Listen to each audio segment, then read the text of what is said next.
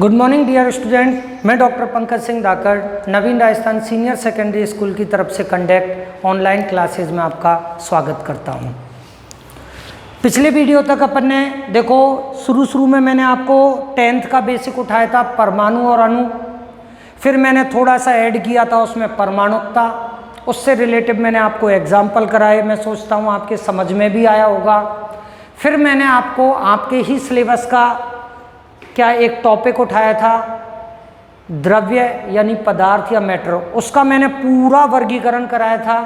किताब में इतना वर्गीकरण नहीं मिलेगा, कुछ मिलेगा कुछ नहीं मिलेगा, तो मैंने पूरा लिखा दिया। अब आपके मैं उम्मीद करता हूँ दिमाग में जो थोड़ी बहुत डाउट थे, तत्व, परमाणु, यौगिक या धातु अधातु, इनको लेते हुए आपके क्लियर हो गए होंगे। ठीक है, 2-3 बार उस टेबल को, मैं ये नहीं कह रहा कि रट लो, 2-3 बार उसको बस इजी वे में देख लो और देख के फिर एक बार मनन कर लो। ऑटोमेटिकली आपके दिमाग में वो इम्प्रेशन पड़ जाएगा, आपको समझ में आ जाएगी। ठीक है, एग्जाम में वो ये नहीं पूछेगा कि भाई इस पदार्थ का वर्गीकरण करो, तो मैं पूरा जैसे वर्गीकरण किया आपको नहीं करना है, आपको तो बस दिमाग में रखना है उसको। ठीक है, चलो अब उसी चीज़ को अपन एक एक करके डिस्कस कर लेते हैं। ठीक, सबसे पहले मैंने बताया था आपको द्रव्य। ठीक है, पहले नंबर पे मैंने बताया था द्रव्य। चलो द्रव्य बोलो या आप क्या बोलो, पदार्थ बोलो। ठीक है, या आप मैटर। ठीक है, ये बोल लो। क्या होता है इसकी परिभाषा कोई नहीं पूछेगा, लेकिन आपको याद होनी चाहिए। द्रव्य क्या है? कोई भी वस्तु है, ठीक है, जो क्या करती है, स्थान घेरती है और जिसे अपन क्या करते हैं, अनुभव करते हैं।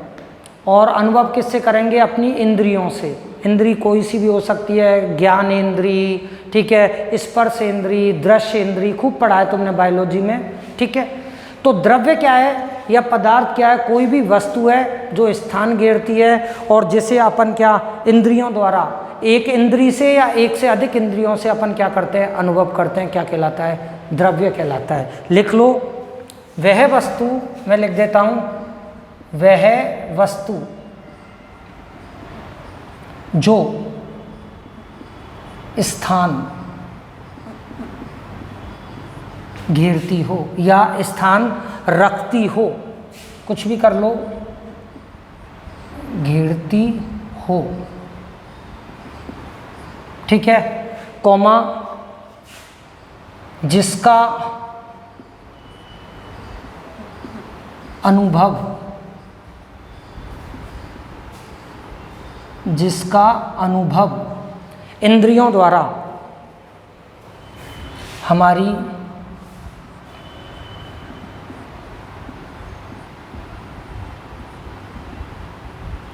इंद्रियों में से एक या एक से अधिक, किसी एक या अधिक के द्वारा, किसी एक या अधिक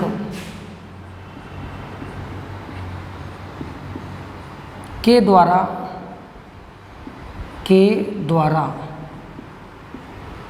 किया जाता हो या किया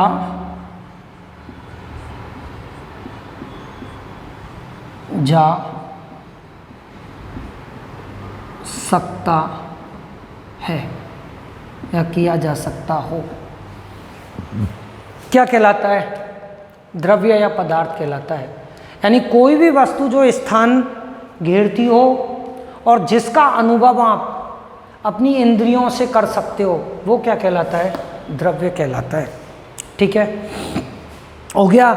इसके बाद मैंने आपको क्या बताया था? इस द्रव्य का वर्गीकरण बताया था। किसके आधार पर? भौतिक अवस्था के आधार पर। और भौतिक अवस्था के आधार पर मैंने 3 अवस्थाएं बताई थी द्रव्य की, ठोस, द्रव और गैस। अब मैं बार बार में वो नहीं लिख रहा, अपन परिभाषा लिख रहे हैं केवल।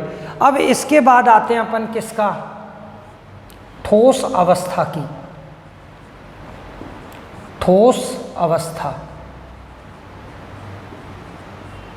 ठीक है। 12th क्लास में चैप्टर है इसका एक पूरा, सॉलिड स्टेट नाम से पूरा चैप्टर है, पहला ही चैप्टर, हाँ शायद पहला ही चैप्टर है, ठीक है।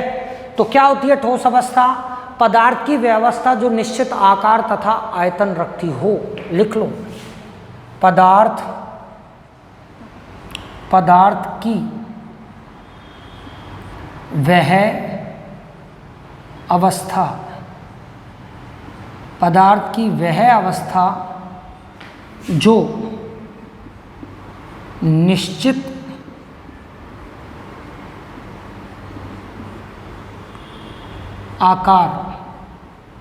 आकार बोलो या आकृति बोलो, आकार बोल लो या आकृति बोल लो,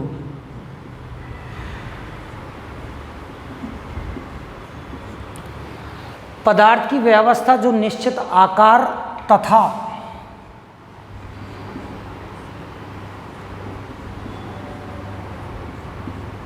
आयतन रखती हो, क्या कहलाती है? ठोस अवस्था कहलाती है, ठीक है। उदाहरण सब जानते हो ठोस के, जैसे बर्फ, कोई भी धातु, लोहा, सोना, चांदी, सब, ठीक। इसके बाद आपको मैंने बताया था कौन सी, क्या? द्रव अवस्था, यानी लिक्विड स्टेट। वही बता रहा हूं दोबारा, पदार्थ, अब द्रव में ध्यान रखना सब जानते हो, जैसे पानी 1 लीटर लिया तो आयतन तो 1 लीटर रहेगा, चाहे उसको कटोरी में डालो, चाहे गिलास में डालो, चाहे परात में डालो, ठीक है, किसी में भी डालो, आयतन निश्चित रहता है, लेकिन उसका आकार या आकृति खुद की नहीं होती, पात्र की होती है। जैसे कटोरी में डाला तो कटोरी के आकार की हो जाएगी पानी, जग में डाला तो जग के आकार का हो जाएगा, ठीक है, टब में डाला तो टब के आकार का हो जाएगा, आइस जमाने वाले वो सांचे हैं उसमें डाला तो उनके आकार का हो जाएगा। बस आयतन ध्यान रखना उसका 1 लीटर ही रहेगा। किसी भी पात्र में डाल लो, द्रव का आयतन एक ही, मतलब फिक्स रहेगा, लेकिन आकृति क्या होती रहती है? चेंज होती रहती है। यानी द्रव की स्वयं की कोई आकृति नहीं होती, वो पात्र की आकृति होती है, लेकिन आयतन स्वयं का होता है। तो परिभाषा लिख दें, पदार्थ की वह अवस्था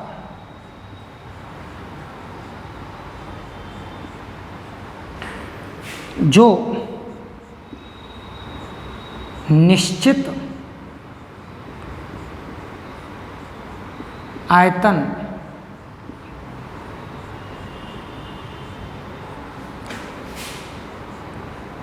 रखती हो परंतु निश्चित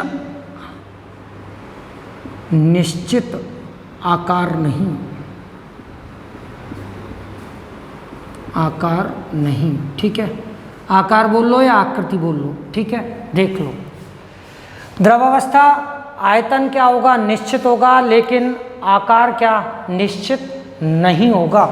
स्पेशली अंडरलाइन कर रहा हूं, नहीं के नीचे। इसका मतलब किसी भी द्रव का कोई आकृति नहीं होती, उसको जिस पात्र में डालोगे उसका आकार या आकृति उसी के अनुरूप हो जाएगी। फिर तीसरे नंबर पे आए अपन, कौन सी अवस्था आ गई? गैसीय अवस्था या गैस अवस्था।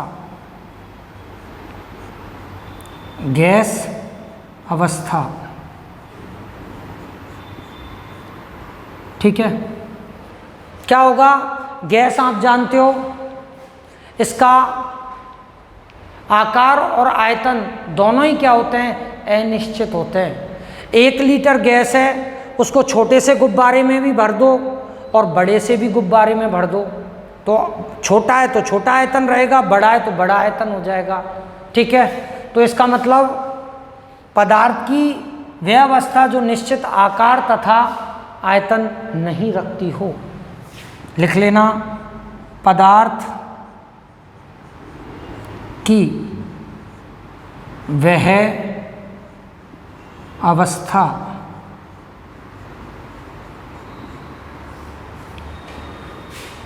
जो स्वयं का निश्चित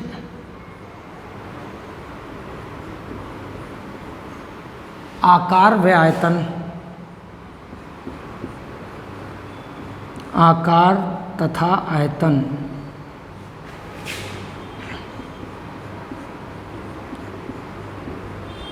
नहीं रखती हो। ठीक है, ये लो भाई, क्या कहलाती है? गैस। ठोस में दोनों चीज निश्चित, द्रव में आयतन निश्चित, जबकि गैस में कोई भी चीज निश्चित नहीं। ये अपन ने पदार्थ का किसके आधार पर, भौतिक अवस्था के आधार पर क्या देखा था? वर्गीकरण। ठीक है, इसके बाद अपन ने देखा था किसके आधार पर? संगठन, रासायनिक संगठन या रासायनिक वर्गीकरण, जो किस पे बेस्ड था? किस पे बेस्ड था आपका? संगठन पे आधारित था। उसके आधार पर दो भागों में बांट दिए थे पदार्थ को, एक तो शुद्ध पदार्थ और एक क्या था? मिश्रण। अब अपन देखते हैं यहाँ कौन सा? शुद्ध पदार्थ। ठीक है,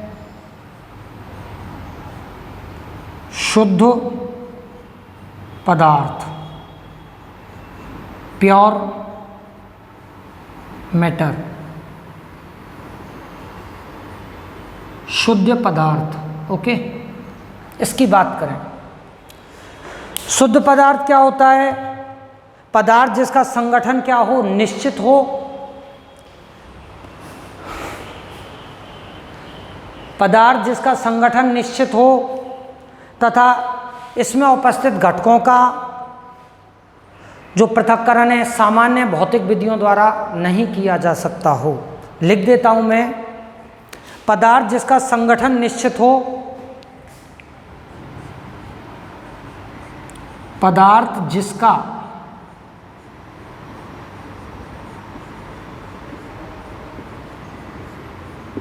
संगठन क्या हो? निश्चित हो।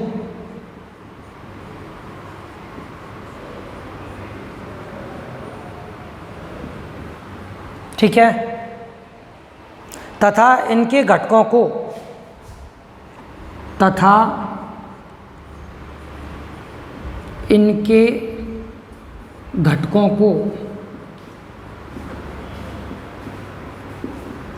सामान्य भौतिक विधियों द्वारा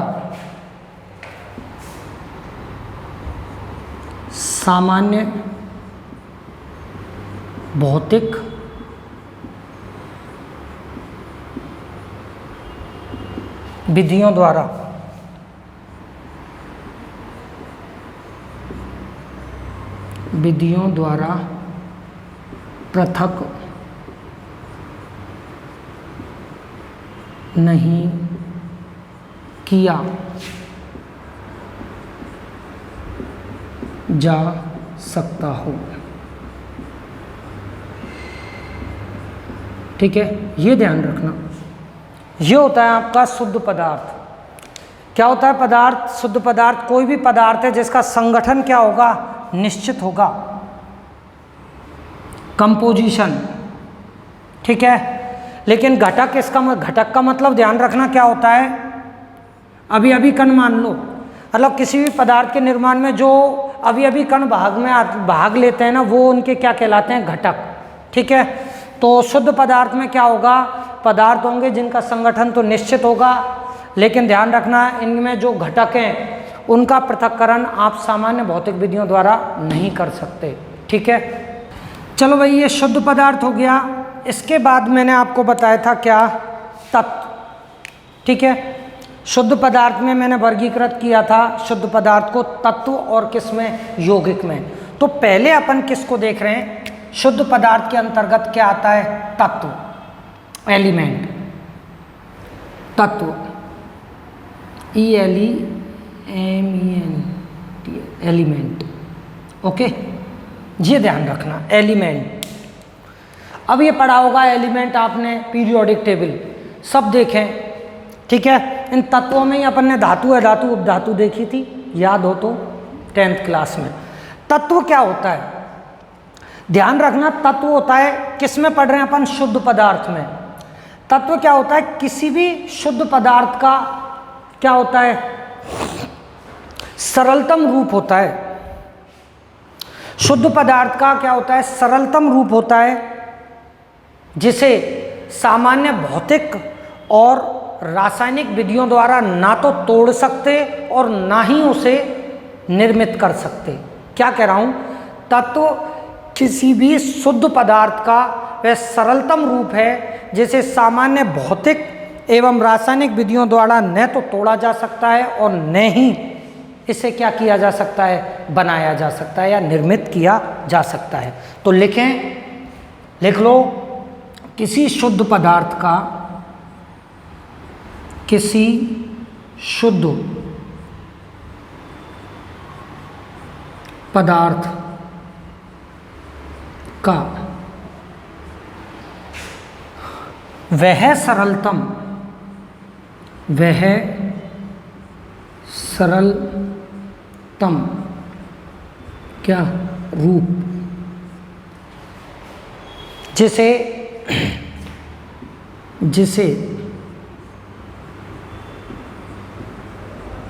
सामान्य भौतिक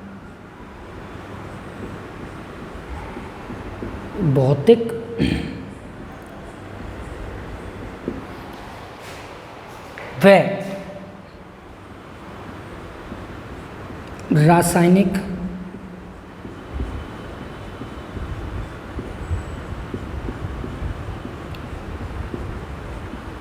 विधियों द्वारा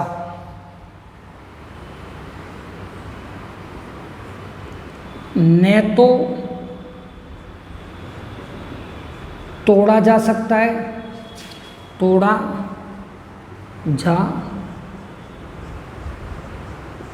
सकता है और न ही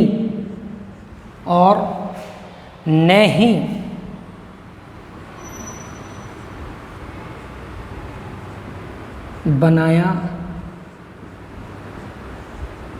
जा सकता है। ओके, ये ध्यान रखना। आया समझ में कुछ? चलो,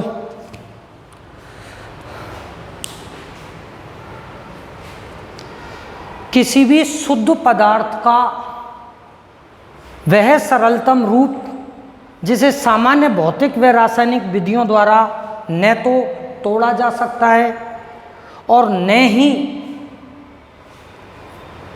लिख सकते हो इसमें, न ही बनाया जा सकता है, या आप और भी ऐड कर सकते हो, न ही सरल पदार्थों से बनाया जा सकता है। लिख देता हूं, और न ही, यहां लिख देता हूं मैं, सरल पदार्थों द्वारा, सरल पदार्थों द्वारा क्या बनाया जा सकता है। हो गया? ठीक। या एक परिभाषा और हो सकती है आपके लिए इजी।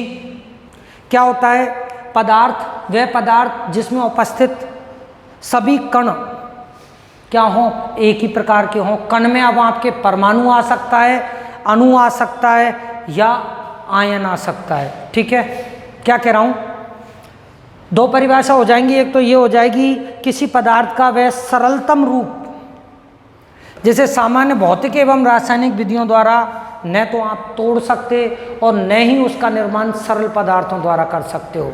या आप तत्व किसको बोलते हो, जैसे लोहा तत्व है, तो इसके अंदर झांकोगे तो इसमें लोहे के परमाणु होंगे, केवल और केवल किसके परमाणु होंगे, लोहे के।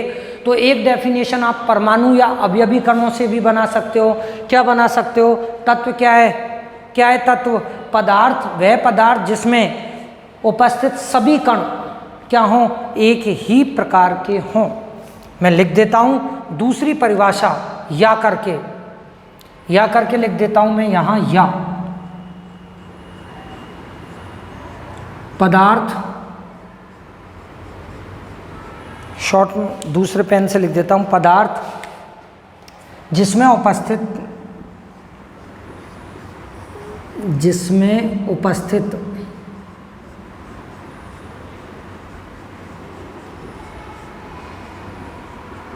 सभी कण। अब इस कण में आपके क्या क्या आ सकते हैं? परमाणु आ सकता है, ध्यान रखना, अणु आ सकता है, आयन आ सकता है। परमाणु आ सकता है, परमाणु, अणु आ सकता है, या क्या आ सकता है? आयन, ये आ सकता है। ठीक है। पदार्थ जिसमें उपस्थित सभी कण क्या हों? एक ही प्रकार के हों, एक ही क्या हों? प्रकार के हों। क्या कहलाता है? तत्व कहलाता है। आ गया। जैसे उदाहरण दें अपन, उदाहरण में आपके कौन कौन से हो जाएंगे? लोहा। उदाहरण अगर आप देना चाहो तो उदाहरण में क्या हो जाएगा? लोहा, सोना, ठीक है, चांदी आदि खूब हो जाएंगे, ये हो जाते हैं। ठीक है। इसका स्क्रीनशॉट लो। फिर अपन क्या करते हैं? आगे चलते हैं। किस पे? शुद्ध पदार्थ का वर्गीकरण है तत्व, और फिर दूसरा बताया था मैंने क्या? यौगिक। ठीक है। तो इसका स्क्रीनशॉट ले लो, फिर आगे बढ़ता हूं मैं। ठीक, चलो अब आओ भाई नेक्स्ट किस पे? यौगिक पे। आ जाओ यौगिक पे।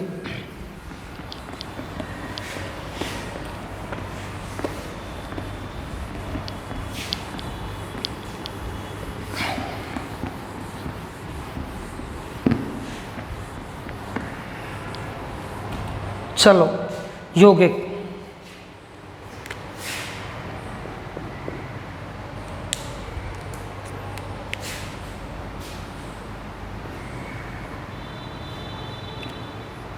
यौगिक जिसे अपन बोलते हैं कंपाउंड। ठीक है। क्या होता है कंपाउंड या यौगिक? ध्यान रखना, शुद्ध पदार्थ का ही क्या है? रूप है। कौन कौन? तत्व और यौगिक। तत्व में तो केवल एक ही प्रकार के क्या पाए जा रहे थे? अवयवी कण या परमाणु, अणु या आयन। यहाँ क्या हो सकता है? ये वे पदार्थ होंगे जिनमें भिन्न भिन्न तत्वों के एक या एक से अधिक, सॉरी एक नहीं, दो या दो से अधिक क्या परमाणु क्या उपस्थित हों या संयोजित हों। ठीक है। तो परिभाषा कैसे लिखोगे? वे पदार्थ जिनमें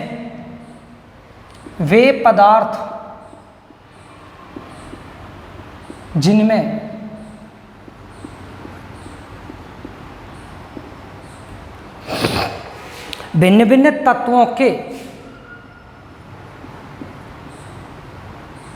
भिन्न भिन्न तत्वों के दो या दो से अधिक परमाणु, दो या दो से अधिक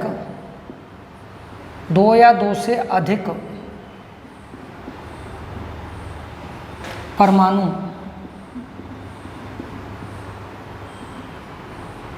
क्या संयोजित होकर या संयोग कर, बात एक ही है, संयोजित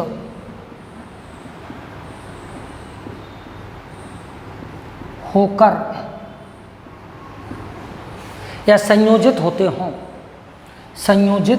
होते हों, यही लिख लो, ज़्यादा बढ़ाने से कोई फायदा नहीं है, होते हों। ठीक, ये है।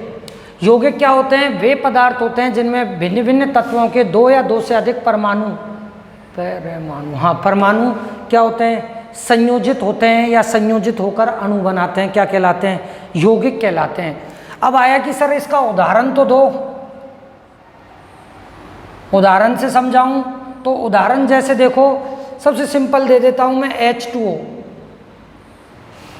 इनको अणु के रूप में भी जानते हैं अपन, ऐसे भी लिख सकते हैं, 2 या 2 से अधिक परमाणु संयोजित होकर अणु बनाते हैं।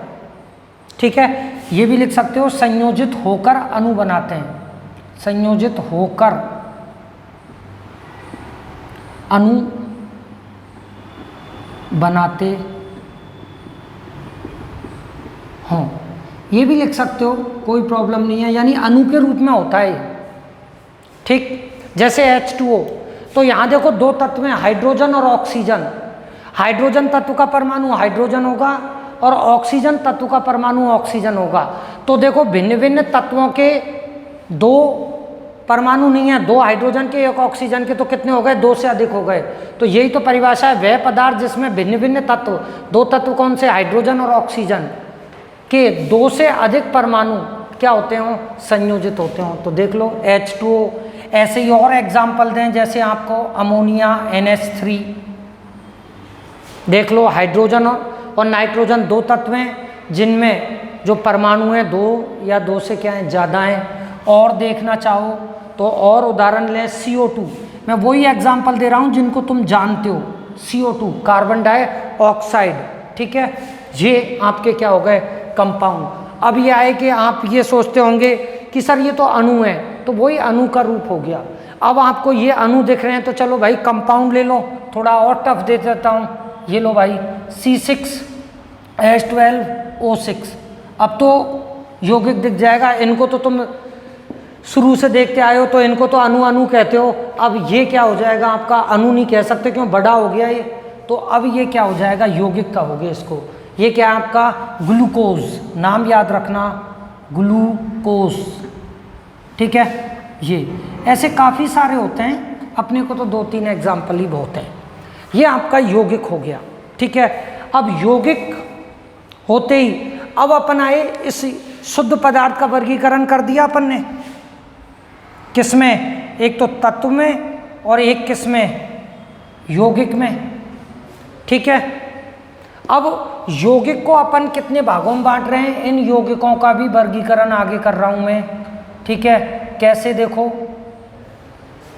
कैसे देख रहे हैं, पहले देख रहे हैं अपन किसमें, अकार्बनिक यौगिक,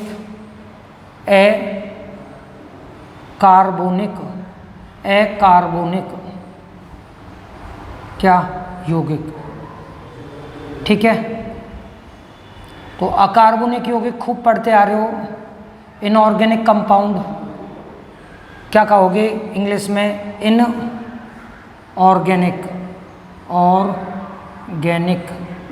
क्या कंपाउंड। ठीक, ये हो गया। अकार्बनिक यौगिक कौन से होते हैं, वे पदार्थ होते हैं जो निर्जीव स्रोतों से क्या होते हैं, प्राप्त होते हैं।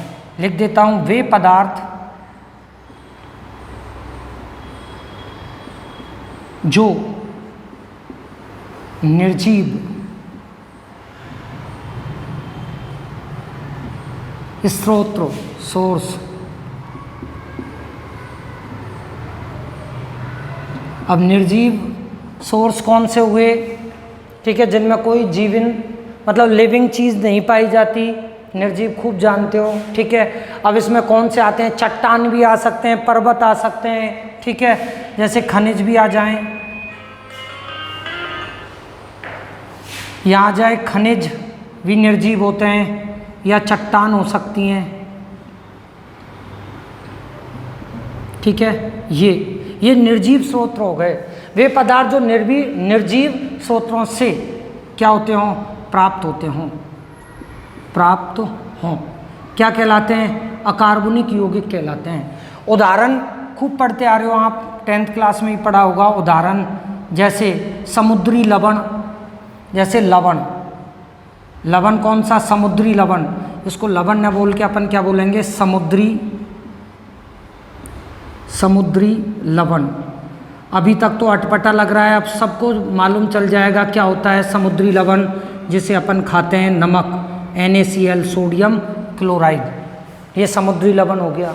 ठीक है, और एक और लिख लो, जैसे आपका मार्वल खूब देखा है, मार्वल क्या होता है, कैल्शियम कार्बोनेट CaCO3। ओके, खूब सारे एग्जाम्पल हो जाएंगे, ये 2 हो गए अकार्बनिक का। ठीक,